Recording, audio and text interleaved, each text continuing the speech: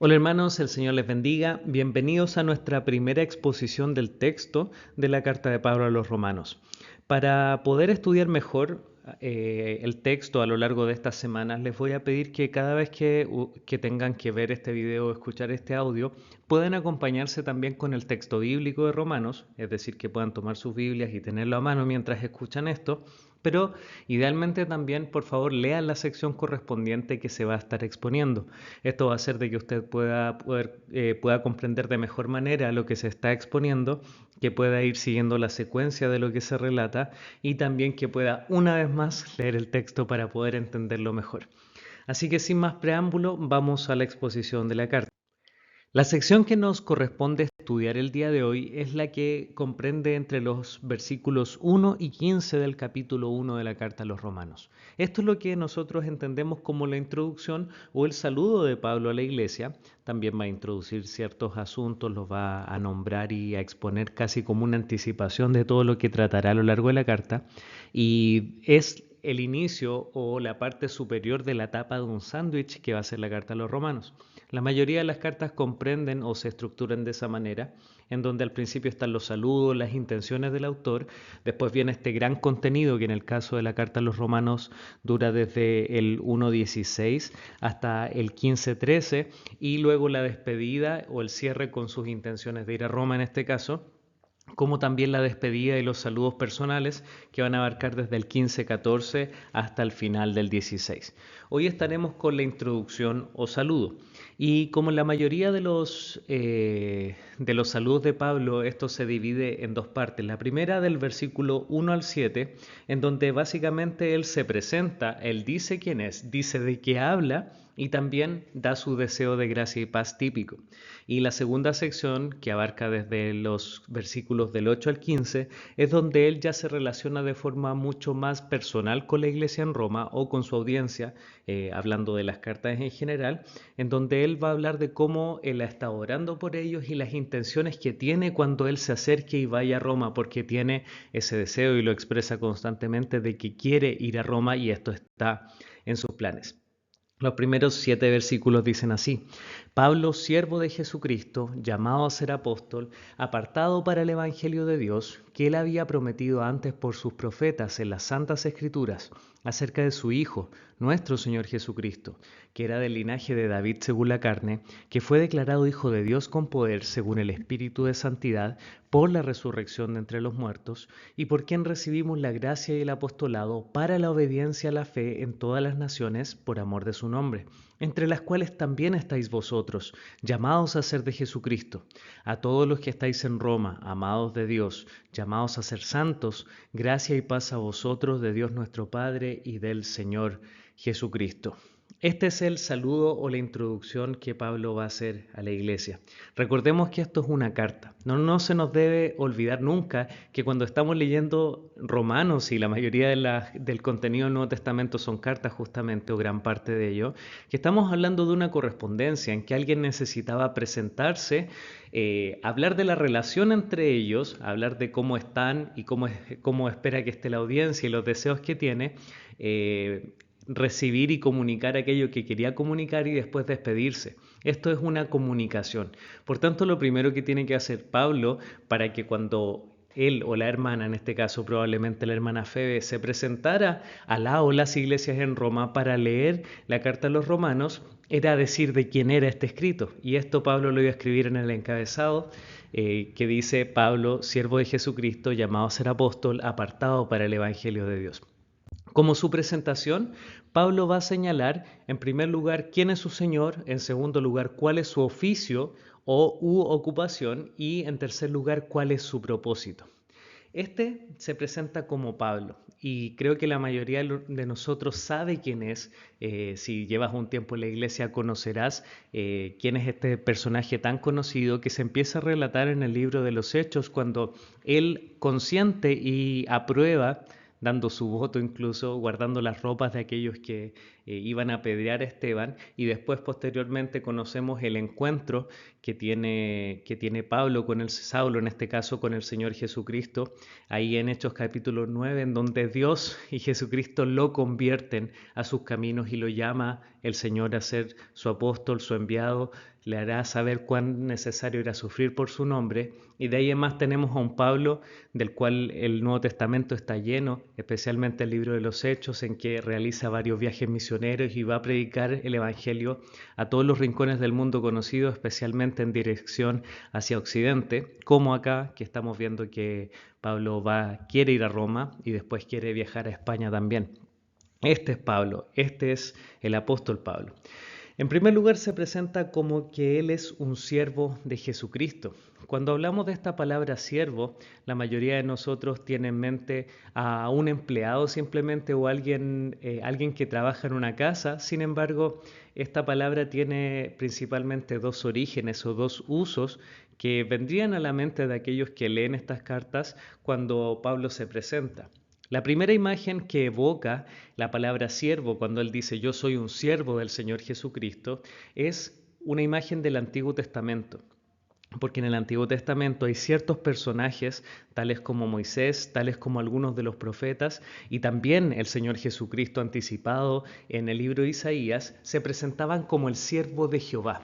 Es decir, alguien que estaba al servicio del Señor, que estaba puesto como un esclavo del Señor, pero que también tenía el privilegio de servir a el más alto Rey de todo el universo, al Rey de los Reyes, al Señor de señores, a nuestro Señor. Entonces, en el Antiguo Testamento esta era una posición de privilegio, servidumbre, pero gran privilegio.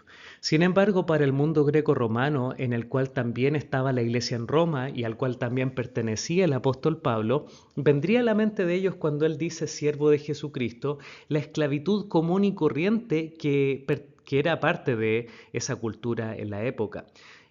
No sería extraño la traducción Pablo, esclavo de Jesucristo. Sin embargo, debido a nuestro bagaje cultural, yo comprendo por qué se traduce como siervo de Jesucristo, debido a que la palabra esclavo para nosotros evoca imágenes de otra época. Nosotros pensamos en la esclavitud afroamericana y con ese tipo de esclavitud nos estamos alejando bastante a la de la cultura grecorromana, de la cual nosotros sabemos que había abusos. Sin embargo, aquí estamos hablando de esclavos domésticos y de prácticamente un trabajo. De hecho, en el Antiguo Testamento se utilizaba la esclavitud como un medio para saldar deudas, como un medio para poder pagar aquello que se debía, y también si no se tenía trabajo, la esclavitud era un trabajo a tiempo completo, puertas adentro, en diversas áreas.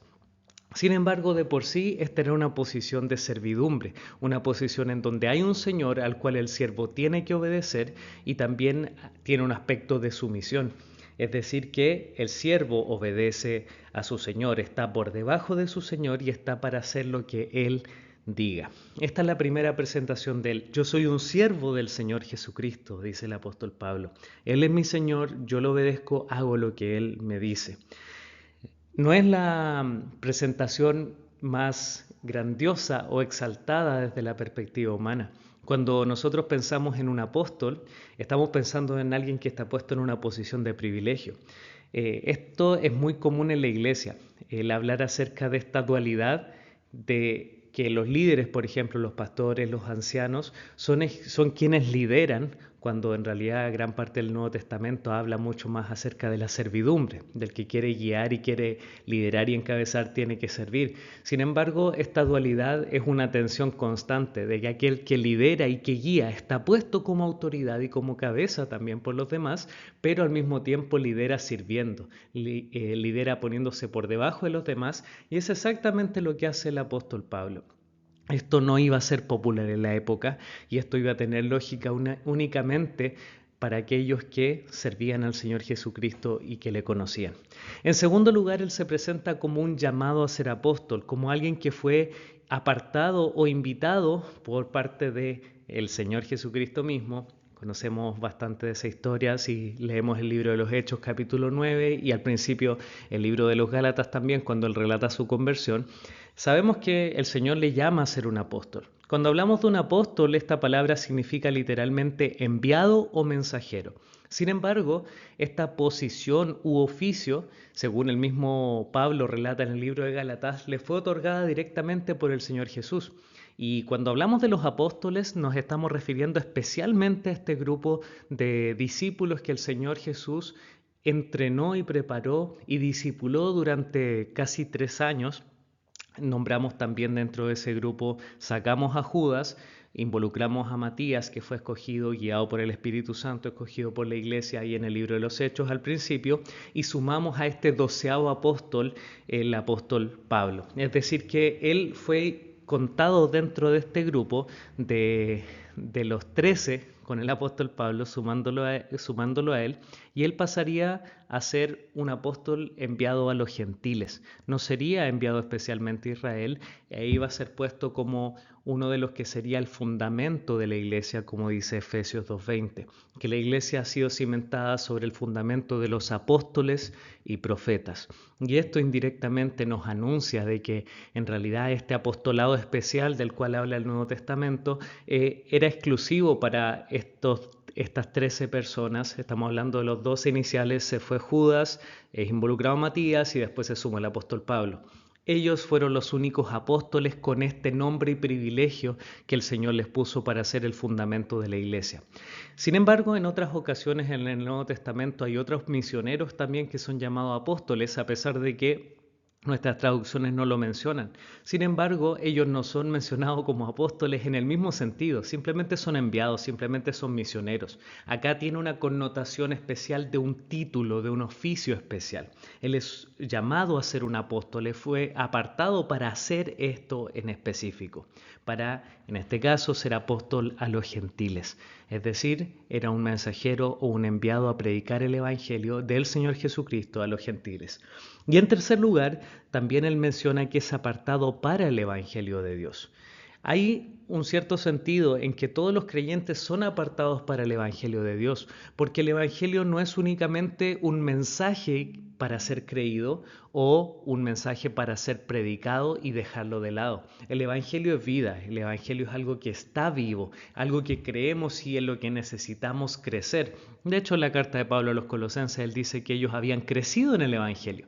Es decir, que es algo que puede avanzar en la vida de las personas, la dependencia en la obra de Cristo, tanto para salvación como para santificación. Hay un sentido en que todos somos apartados para el evangelio de Dios, para vivir para nuestro Señor Jesucristo por causa de lo que Él hizo por nosotros en la cruz. Pero aquí estamos hablando de ser apartado especialmente para la predicación, podemos decirlo en estos términos, a tiempo completo del Evangelio. Es decir, que la misión de Pablo en cada segundo de su vida era ir y predicar el Evangelio, era ir a otras naciones. El Señor le apartó para esto, le separó del grupo de creyentes con el que estaba incluso para hacer esta obra exclusiva que nosotros sabemos que hasta el día de hoy tiene tanto impacto a lo largo de tantas naciones en la tierra. Muchos mencionan que si hay un personaje fuera del Señor Jesús que cambió la conformación y la estructura del mundo en las diversas épocas, uno de ellos fue el apóstol Pablo llevando el Evangelio a Occidente, a Roma, a todos los lugares del mundo conocido en esa época. De hecho, nosotros somos llamados occidentales y somos parte de una influencia cristiana. Nosotros sabemos que eso vino con contaminación por causa de la Iglesia Católica Romana. Sin embargo, el mundo que conocemos es un mundo que está culturalmente cristianizado. Lamentablemente ahora el posmodernismo hace menguar eso, sin embargo el mundo que conocemos fue conformado en parte debido al envío del Señor Jesucristo, del apóstol Pablo, con este precioso mensaje del Evangelio de Dios. Ahora, lo que va a pasar en los siguientes versículos es que Pablo se va a tomar de esta frase, para el Evangelio de Dios. Y de hecho van a verlo ahora en la diapositiva, que este va a pasar a ser el tema que se describe a continuación, porque él va a decir que el Evangelio de Dios Versículo 2, que Él, es decir, Dios, había prometido antes por sus profetas en las Santas Escrituras. Primero dice que este Evangelio que pertenece a Dios, que proviene de Dios, no es una novedad, es algo que Él ya había prometido, que Él ya había anunciado.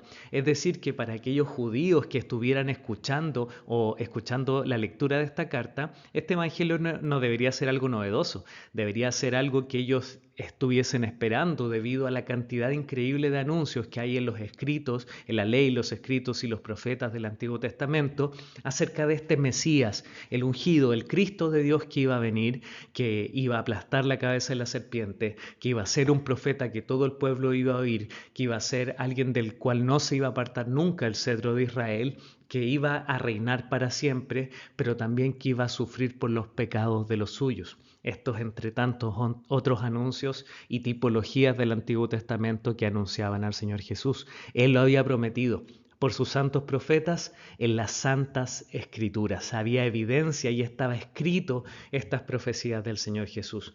¿Pero de quién trataba el Evangelio de Dios? Acerca de su Hijo nuestro Señor Jesucristo. Y ahora todo lo que viene a continuación entre los versículos 3 al 6 va a tratar acerca de este Evangelio de Dios que trata acerca del Señor Jesús. El Evangelio trata y es Jesús mismo. No hay Evangelio si no hay Señor Jesucristo. No podemos decir que estamos evangelizando si no estamos hablando de Jesús, su cruz, su resurrección y su ascensión. No hay Evangelio, no hay iglesia evangélica, no hay iglesia cristiana si el Señor Jesús y su cruz no están siendo proclamados. Si podemos pasar de largo el Antiguo Testamento incluso, sin mencionar la obra de la cruz y la lógica que tiene ante nosotros el saber de que hubo alguien, el Señor Jesús, que murió en la cruz por nuestros pecados, entonces no estamos hablando de una iglesia verdadera. No podemos ir a Dios y no podemos creer directamente en Dios y tener una relación con Él si no es a causa de aquel que es el único mediador entre Dios y los hombres, Jesucristo nuestro Señor, quien viene a redimirnos de nuestros pecados, a rescatarnos, a morir en la cruz, a llevar como obra expiatoria nuestros pecados en la cruz, y Él nos otorga su justicia para que nosotros seamos justos delante de Dios. Nos une a Él, podemos ser llamados hijos de Dios a causa de Él. Entonces toda nuestra vida cristiana se basa en que hemos creído en el Evangelio que es acerca de Jesús. Ahora, de este Jesús, de nuevo Pablo se va a encargar de seguir describiendo en los siguientes versículos de dónde salió este Señor Jesucristo, de dónde viene Jesús. Bueno, nos dice Pablo en el versículo 3 que era del linaje de David según la carne. ¿Por qué? Porque está respondiendo a la comunidad judía a la que le está predicando y les está diciendo, este era el Mesías prometido, del cual comienza esta profecía del linaje en Génesis 3:15, después proviene en el que sería la simiente, en que serían benditas todas las naciones de la tierra, como le dice Abraham, después en Génesis capítulo 49 o 50, no lo recuerdo muy bien ahora, en donde se le promete o se le da esta bendición a Judá, que dice que no se apartará el cetro de Judá hasta que venga Silo, lo que la mayoría de los eruditos cree que es una referencia al Mesías, al Señor Jesucristo, y después también la promesa a David, que un hijo de David, alguien de sus descendencias, no se apartaría nunca el reinado de él, que reinaría para siempre. Es decir, que Pablo le está diciendo acá a su audiencia, Jesús era del linaje de David, era el prometido, era de esta simiente, era de esta descendencia. En segundo lugar dice que él fue declarado hijo de Dios con poder por la resurrección de entre los muertos. Sin embargo, no debemos pensar que antes de la muerte y resurrección de Jesús, él no era hijo de Dios, sino que aquí hay una declaración y un anuncio de poder de que él es el Hijo de Dios y que fue resucitado por el Espíritu de Santidad. Es decir, que esto es una declaración que dice, Jesús murió en la cruz por los pecados de otros, pero Él, por el Espíritu de Santidad, es decir, por el Espíritu Santo también, el Espíritu declara que Él fue completamente santo y justo y es resucitado por el poder de Dios, no solo porque Dios es poderoso para resucitar, sino porque Él era perfectamente justo y la muerte no podía retener a aquel que es limpio y que no tiene pecado, porque la paga del pecado es la muerte. Entonces Él muere y está muerto por un tiempo durante esos 3 días mientras está en la tumba. Él está muerto, sin embargo es resucitado porque Él es completamente justo. Por eso es declarado y es un anuncio de triunfo de que es señalado como Hijo de Dios por la resurrección de entre los muertos. Ahora en adelante Él va a hablar acerca del Señor Jesús y va a decir que por Él recibimos la gracia, es decir, la salvación, y el apostolado, es decir, el ser enviados por Él para la obediencia a la fe en las naciones, es decir, que son comisionados con el fin de poder predicar el Evangelio del Señor Jesucristo a todas las naciones por amor de su nombre, es decir, para que su nombre sea exaltado y sea anunciado, porque le amamos, porque aquellos que creemos en Él, nosotros le amamos por lo que Él ha hecho por nosotros. Y dentro de estas naciones en las cuales Él fue comisionado para predicar el Evangelio por el Señor Jesús, dice el versículo 6 y 7, entre los cuales estáis también vosotros llamados a ser de Jesucristo. A todos los que estáis en Roma, amados de Dios, llamados a ser santos, gracia y paz a vosotros, de Dios nuestro Padre y al Señor Jesucristo. Es decir, luego de esta magnífica exposición acerca del Evangelio, desde dónde proviene y qué es lo que causa y cómo el Evangelio les envía a predicarse a todas las naciones, Pablo va a decir, entre ellos están también ustedes llamados a ser santos. Ustedes están llamados a ser de Jesucristo, incluso ustedes que están en Italia, en Roma. A ellos, a ustedes les está invitando a ser de Él. Y va a evocar su deseo típico de gracia y paz que venga de nuestro Padre y el Señor Jesucristo. Esto como la primera sección del saludo. Aquí Él se está presentando, está mencionando quién es su Señor, cuál es su oficio y para qué fue llamado o apartado. Y todo esto se resume en el Evangelio del Señor Jesús. Ahora en los versículos del 8 en adelante, del 8 al 15, los cuales avanzaremos más rápido debido a que está todo más o menos ligado y es un mensaje más o menos completo, él va a hablar acerca de su relación directa con los de Roma. Él se relacionaba con los romanos, con la iglesia en Roma por causa del Evangelio. Y como ya describió esta base común que tenemos en el Evangelio, ahora les va a hablar como un apóstol a las naciones y un apóstol a los gentiles, entre los cuales están también ellos. Entonces va a comenzar mostrando su relación de vínculo en los primeros 7 versículos y ahora que ya tiene ese vínculo, va a desarrollar esa relación y les va a presentar esta idea que tiene él de ir a Roma.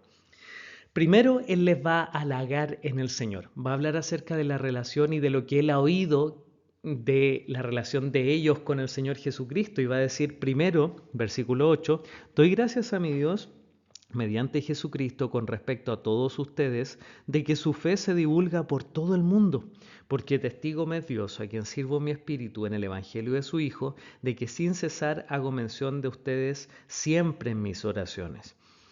Primero les menciona acerca del bello testimonio que tenía la iglesia en Roma en todas las naciones. Quizás nosotros no lo logramos dimensionar y pensamos de que esta iglesia era extremadamente carnal o malvada a causa del contexto que nosotros estábamos estudiando, pero estábamos hablando de que ellos estaban desarrollando el evangelio en un lugar que era tan hostil, que era el lugar seguramente más pagano del mundo en esa época, con una cantidad de sincretismo religioso impresionante, con una cantidad de inmoralidad que a nosotros, incluso nuestra cultura actual, nos sonrojaría.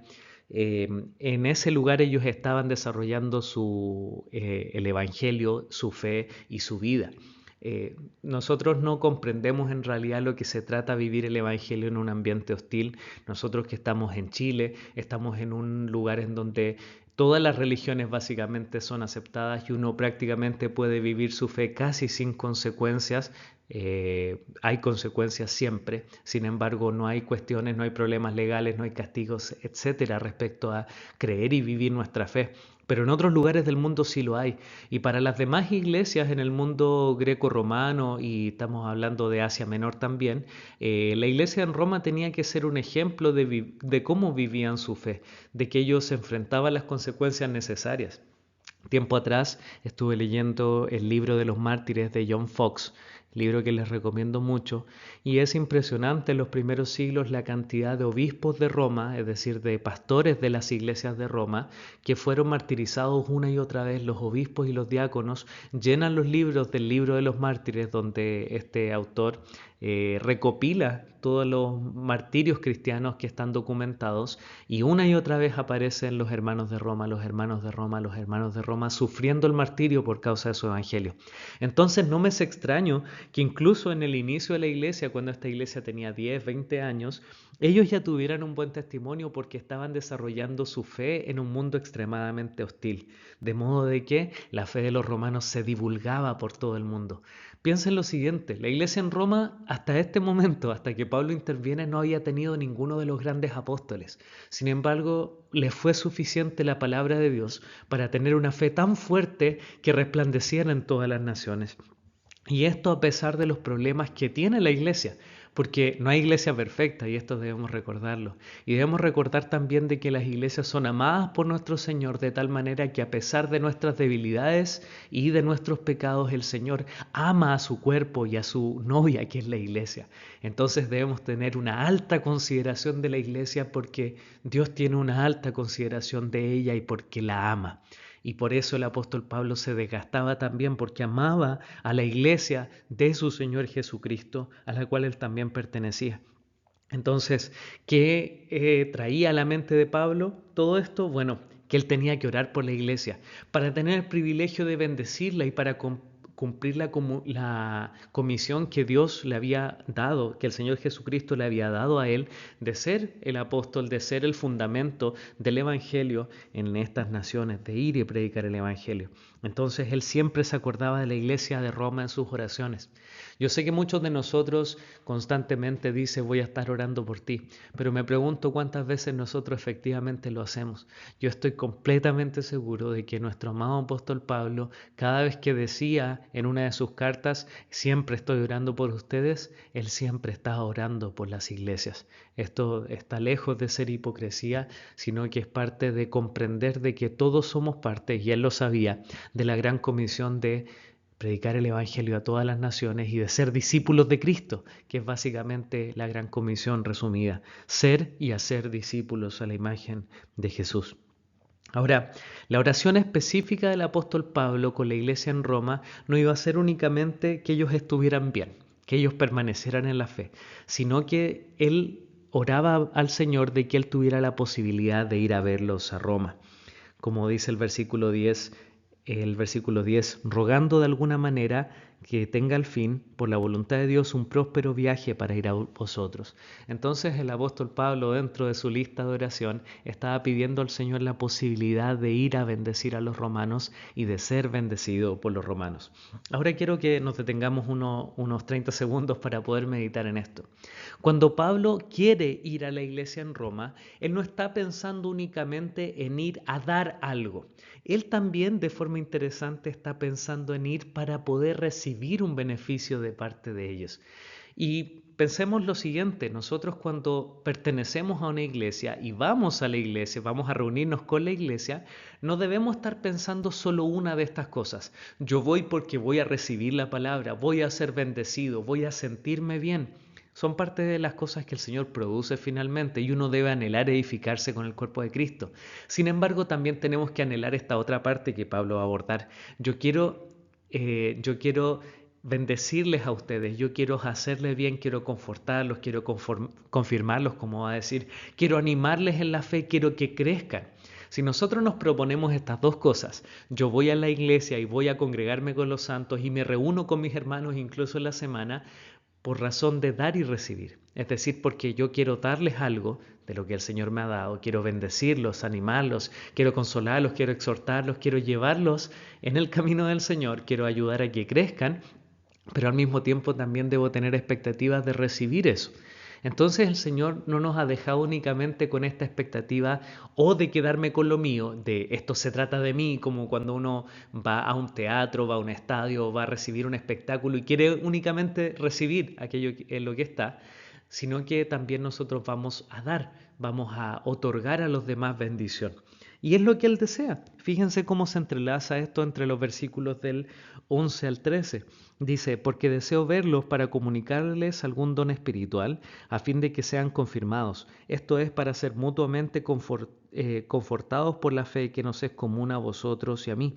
Pero no quiero, hermanos, que ignoren que muchas veces me he propuesto ir a ustedes, pero hasta ahora he sido estorbado para tener también entre ustedes algún fruto, como también entre los demás gentiles. Entonces él inicia diciendo, miren, yo quiero ir para comunicarles algún don espiritual. Sé que en nuestra mente la idea de don espiritual se limita únicamente al concepto de don como un regalo de Dios con una capacidad o habilidad sobrenatural para bendecir a la iglesia, como pensamos en el don de enseñanza, como pensamos en el don de servicio, como pensamos en el don de presidir, entre tantos otros que se mencionan en el Nuevo Testamento. Sin embargo, este término don espiritual no es tan común en el lenguaje de Pablo, con este apellido espiritual. Y tenemos que acordarnos que don significa regalo espiritual. Entonces, como Pablo nunca utiliza esto para decir, miren, yo voy a ir y les voy a comunicar dones, voy a decirle qué don tienen ustedes, como si estuviera haciendo un test, ya, ¿cuál es mi don el día de hoy? No, seguramente se trata acerca de llevarles bendición.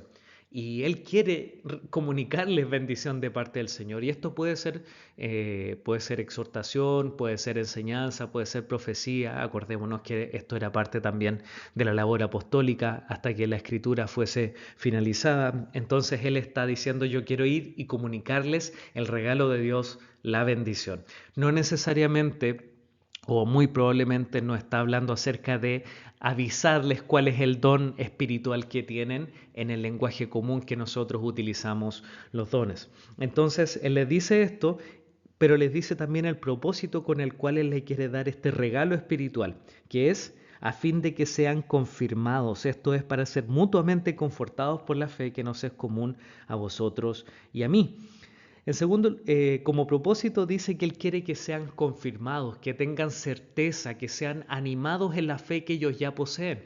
Pensemos lo siguiente, esta iglesia, de nuevo como lo hemos dicho, no había sido fundada por los apóstoles, no tenía todo el fundamento que quizás requería y esa también es una de las razones por las que probablemente Pablo expone de forma tan densa el Evangelio en su carta, porque ellos no tenían todo el fundamento, tenían lo suficiente para poder creer, para poder vivir, uniendo el Mesías prometido con el haber recibido y conocido por medio de la predicación de Pedro quién era este Salvador. Seguramente habían venido hermanos desde otras iglesias comunicándole algunas verdades más, como la venida del Espíritu Santo, algo que no había sido anunciado directamente como algo que cada cristiano recibía ahí en Pentecostés. Sin embargo, ahora Él quiere confirmarles acerca de su fe. Quiere mostrarle, ¿ustedes creen en el Señor Jesús? Yo les vengo a mostrar qué es lo que hizo el Señor Jesús, para que ellos tuvieran certeza acerca de lo que estaban creyendo. ¿Han escuchado la frase, corrígeme si estoy bien? ¿Sí? Esa frase tiene el propósito de decir, mira, yo creo esto, pero necesito saber si esto está bien. Bueno, en parte esto es lo que Pablo está haciendo acá. Quiere confirmar su fe, quiere fortalecerla por medio de lo mismo y decirles, este es el evangelio en el que ustedes han creído y esto es lo que está haciendo este precioso evangelio. Ese es el propósito de poder llevarle este regalo espiritual. Pero no lo hace únicamente para beneficio de ellos, sino también lo hace para ser mutuamente confortados por la fe común. Es decir, que Pablo cuando estaba bendiciendo a la iglesia, él estaba recibiendo bendición. Y en esto nuestro trabajo en el Evangelio, nuestro servicio al Señor, el anuncio del Evangelio, es distinto a cualquier otro trabajo en el sentido de que nosotros sabemos que nosotros estamos haciendo un bien y debido a que estamos cumpliendo esta comisión, nosotros recibimos bien. Nosotros recibimos bendición del Señor porque podemos disfrutar que estamos dando a otros el Evangelio, estamos bendiciendo de forma desinteresada. El Señor causa en nosotros que podamos disfrutar el servirle a Él. ¿Se han dado cuenta de dónde sale eso? Únicamente sale del Señor. ¿Por qué podemos tener gozo cuando ofrendamos? ¿Por qué podemos tener gozo cuando ocupamos nuestro tiempo? Podemos hablar de las mañanas de domingo, podemos hablar de si nos levantamos temprano a orar, a leer la Escritura, a ocupar el tiempo que podríamos usar para ocio o para otras cosas para mí, pero encontramos gozo cuando estamos dando a los demás. Eso es algo que el Señor únicamente puede hacer. que Él es el único que nos empieza a rediseñar de tal forma en que ahora yo encuentro mucho gozo en no vivir para mí, sino vivir para los demás, pero especialmente vivir para Él. Pablo, dando toda esta bendición, enseñándoles, exhortándolos, él quería ser confortado, él quería recibir confort, sentirse cómodo, sentirse bien estando con ellos, porque mientras él hacía bien, él recibía el bien también de ellos. Él quería ser fortalecido y animado también por los hermanos. Vemos al apóstol Pablo como un gigante. Vemos a Pablo a veces como alguien que no necesitaba de otras personas, pero muchas veces él nos muestra este lado humano que tiene, que también necesita ánimo de sus hermanos, de que se sentía solo en ocasiones, como lo va a decir en 2 de Timoteo, y que se sentía triste cuando alguien le abandonaba y apostataba de la fe, y también cuando le pide a Timoteo, por favor, ven pronto. También necesitaba ánimo de los demás. No olvides animar a aquellos que necesitan consuelo y ánimo, y aquellos que tú ves fuertes también necesitan del Señor Jesús y de lo que tú puedes hacer por medio de su Santo Espíritu para poder fortalecerlos y animarlos. El Señor nos usa a todos.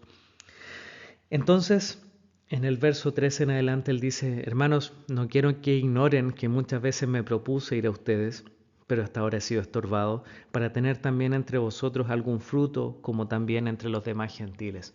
Entonces él deseaba llevar este fruto del Evangelio, porque el anunciar al Señor Jesús, el vivir el Evangelio, tiene una recompensa preciosa en el Señor. No es por lo que lo hacemos, pero sabemos que cuando hacemos este bien, que cuando vivimos en el Evangelio tendremos recompensa. Y Pablo aquí deseaba también ver recompensa de parte de ellos. Y es posible también que esto se refiera a que quiere llevar un fruto en ellos, en el sentido de que Pablo predica y ve que hay fruto espiritual de parte de ellos, es decir, que crecen, y que el fruto que quiere llevar es la madurez de los creyentes, es que el trabajo que le está llevando a cabo tenga fruto. Yo se los planteo de la siguiente manera. Cuando nosotros predicamos desde el púlpito, aquellos de mi audiencia que son predicadores también, al menos públicamente en la congregación, queremos que los creyentes crean en el Evangelio y sean transformados. Eso es una expectativa de fruto. Cuando disipulas a otro creyente, cuando le amonestas cuando está en pecado, cuando le exhortas y le animas a poder fortalecerse en el Señor en la dificultad, quieres ver fruto, quieres que eso cause un bien, quieres que eso se desencadene para el crecimiento y la madurez. Bueno, es parte de lo que el apóstol Pablo anhela de los romanos también. Quiere el trabajar para ver fruto también de parte de ellos. Y en el versículo 14 dice: a griegos y a no griegos, y a sabios y a no sabios soy deudor. Así que en cuanto a mí, pronto estoy a anunciaros el Evangelio también a vosotros que estáis en Roma. Entonces él se muestra no solo como alguien entregado a los judíos, sino solo como alguien entregado a los gentiles, sino como alguien que está designado para el Evangelio en todo lugar, a toda lengua, a toda tribu, a toda nación. Por tanto, él quiere ir a verles a Roma. Brevemente quiero exponerles un par de aplicaciones, hermanos. En primer lugar, el Evangelio es acerca de Jesucristo para nuestra convicción y nuestra predicación. Tenemos que darnos cuenta de que en lo que nosotros crecemos y nuestra forma de madurar es en el Evangelio, no es en el cumplimiento de obras o de los mandatos de las Escrituras, porque estas obras que nosotros seguimos o estos mandamientos que nosotros seguimos, los podemos seguir y nos podemos aferrar a ellos únicamente por causa del Evangelio, es decir, por causa de lo que Jesús hizo en nosotros y por este movimiento que hace dentro de nosotros a través de su Santo Espíritu para nuestra madurez y nuestro crecimiento. Entonces, si yo voy con la idea de que no, yo voy a cumplir este mandamiento y voy a ser más santo, y a veces lo hacemos así, no, yo me voy a levantar y leer mi Biblia más temprano, no, yo voy a orar más, yo voy a hacer esto, yo voy a dedicar este tiempo, quizás lo estamos haciendo en nuestras propias manos y por nuestras propias obras, y creemos que eso va a tener fruto de por sí. Pero el Evangelio nos dice: tú eres impotente, no puedes, necesitas que yo obre para tu bien. Entonces, nosotros nos tenemos que extender hacia la obediencia y hacia los medios de gracia como un mendigo que está buscando pan. Señor, dame por favor. Y solo podemos encontrar este pan en el Evangelio, en el Señor Jesús. Por la misma razón, nosotros cuando predicamos el Evangelio, cuando evangelizamos y compartimos el Evangelio a quienes no son creyentes o incluso a los creyentes, debemos hablar de la persona del Señor Jesús.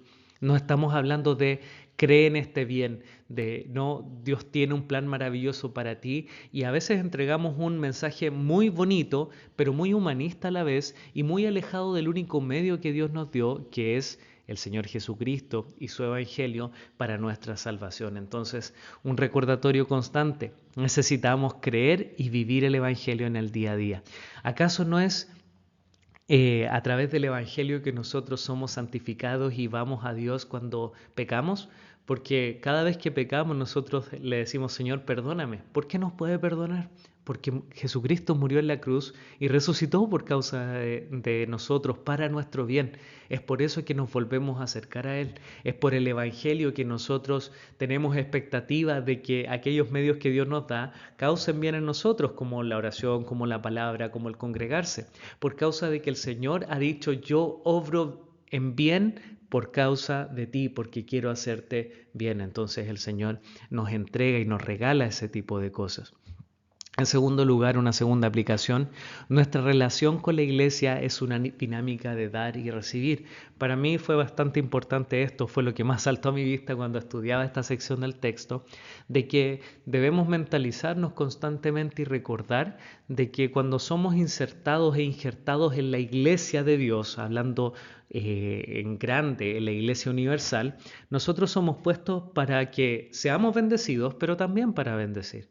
Y cuando somos injertados también en la iglesia local, que es esta comunidad local que el Señor nos otorga en distintas ciudades, en distintas localidades, el Señor me pone para estas dos cosas, no solo para sentarme a escuchar, como se dice popularmente, sino también para bendecir a mis hermanos con los distintos dones que Dios me ha dado. Y al mismo tiempo también estoy ahí para recibir, porque muchos se preocupan de aquello que pueden hacer, pero a veces es necesario el recibir también. Recuerdo el texto de Filipenses donde Pablo les está exponiendo en el capítulo 4 que él recibía ofrenda de parte de ellos no porque él necesitara, porque él había aprendido a vivir en cualquier estado. Total, todo lo podía en Cristo que le fortalecía.